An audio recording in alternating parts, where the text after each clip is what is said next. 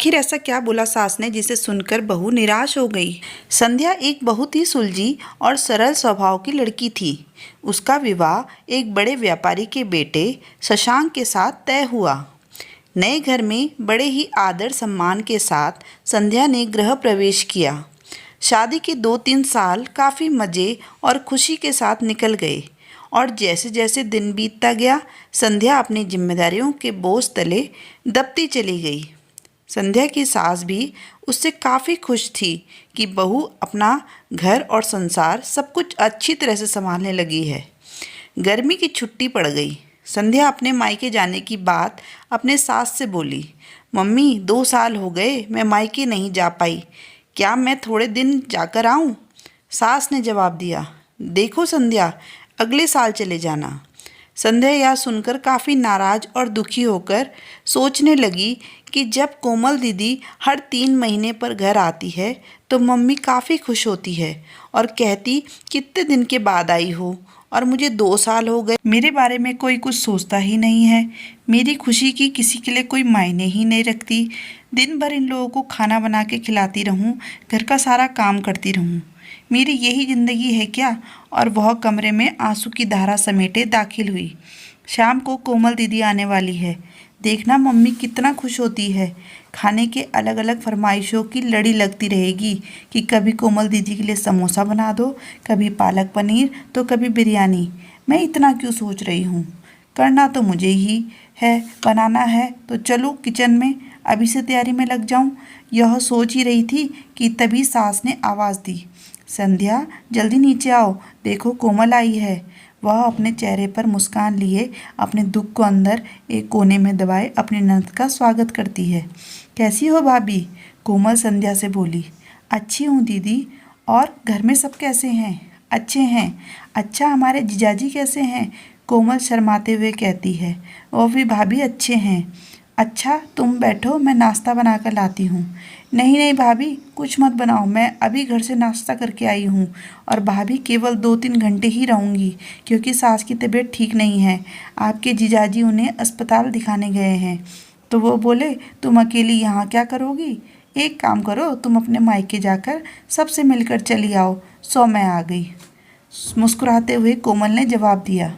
अच्छा दीदी रुको, मैं खाना बना देती हूँ, आप खा भी लीजिएगा और जीजाजी और आपकी सास के लिए भी खाना बांध कर दे दूंगी। अरे भाभी मेरे साथ बैठो, बातें करो, शाम तक मैं चली जाऊंगी, खाना तो बनता ही रहेगा। तभी संध्या की सास ने संध्या से कहा, तुम एक काम करो, कोमल के साथ बैठो, बातें करो, मैं कुछ बनाती हूँ। जी नहीं मम्मी जी, मैं बनाती हूँ, आप दीदी से बात कीजिए। तभी कोमल ने कहा, कोई बात नहीं, आप खाना बनाओ और मैं आपसे बातें करूँगी, थोड़ी मदद हो जाएगी, यह ठीक रहेगा। क्यों माँ? संध्या की सास बोली। ये भी सही है। संध्या और कोमल किचन में प्रवेश करती हैं और काफ़ी देर तक हंसी मजाक करते करते खाना भी तैयार हो जाता है। कोमल खाना खाने के बाद शाम को अपने घर चली जाती है। रसोई को समेटकर रात को अपने कमरे में संध्या गई तो शशांक ने कहा कि संध्या तुम काफ़ी थक गई हो, आराम कर लो। हाँ, मुझे आराम कहाँ है, तुम्हारी माँ तो बस यही चाहती है कि मैं अपने मायके ना जाऊँ। कोमल दीदी 1-2 घंटे के लिए आती है लेकिन मिलकर तो जाती है, उसमें क्या, तुम भी चली जाओ, शशांक ने कहा। और देखो दीदी भी कहाँ आ पाती है, जब शरद जीजाजी अपनी माँ को डॉक्टर के पास दिखाने ले जाते हैं तभी मिलने आती है। तो इसका मतलब है मैं कभी नहीं जा सकती अपने मायके? ऐसा तो मैंने नहीं कहा। अच्छा तुम शांत रहो, मैं कल माँ से बात करता हूँ, तुम अपने मायके चली जाना, ठीक है? तुम तो रहने दो। गुस्सा करते हुए संध्या सो जाती है। सुबह उठकर वह अपने काम में रोज की तरह लग जाती है।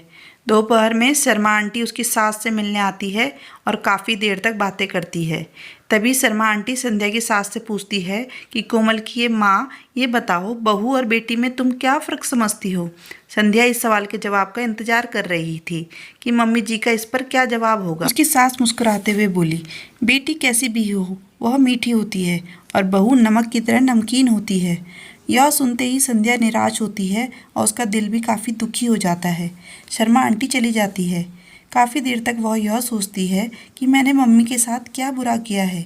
मम्मी मेरे बारे में ऐसा क्यों सोचती है और वह अब घर में निराश रहने लगती है। निराश संध्या को देखकर एक दिन उसकी सास ने पूछा, संध्या यहाँ आओ, तुमसे कुछ किसी ने कहा है क्या, या शशांक ने कुछ बोला क्या? कुछ नहीं मम्मी जी, संध्या की आवाज़ में दर्द था। संध्या की सास ने अपने पास बिठाकर पूछा, नहीं तुम बताओ क्या हुआ है। उसकी आंखों में आंसू भर गए और संध्या ने सास को सारी बात बता दी कि कैसे शर्मा आंटी से आप बेटी और बहू में फ़र्क बता रही थी। ओह, तो यह सुनकर तुम नाराज़ हो गई, बस इतनी सी बात? अरे बेटा, मैंने कहा बेटी मीठी होती है, वह चाहे कितनी भी गलती करे उसकी गलती नज़र ही नहीं आती है। वह गुड़ की तरह मुंह में घुल जाती है और खाने में अगर मीठा ना हो तो कोई फ़र्क नहीं पड़ता है। और बहू नमक के समान इसलिए है क्योंकि खाने में अगर नमक ना हो तो खाना बेस्वाद होता है। खाने में नमक मिलने पर हम जो खाना खाते हैं उसी समय नमक के हम कर्जदार बन जाते हैं। ठीक उसी तरह तुम मेरे लिए वही नमक हो। मैं अपने स्वार्थ के लिए तुम्हें कहीं नहीं जाने देती हूँ क्योंकि तुम्हारे ना रहने पर घर सूना सा लगता है। इस घर को संभालती हो इसीलिए हम तुम्हारे कर्जदार हैं। संध्या सारी बात समझ जाती है और अपनी सास के गले लिपटकर रोने लगती है। शाम को शशांक जब घर आता है तो अपनी माँ से कहता है कि माँ, संध्या अपने मायके जाना चाहती है एक दिन के लिए। संध्या तपाक के बोल उठी, नहीं नहीं, मुझे नहीं जाना, मैं चली गई तो खाने में कोई स्वाद नहीं रहेगा। शशांक को कुछ समझ नहीं आया कि कल रात मायके जाने के लिए मुझसे कह रही थी, अचानक से इसे क्या हो गया। वह सोचने लगा।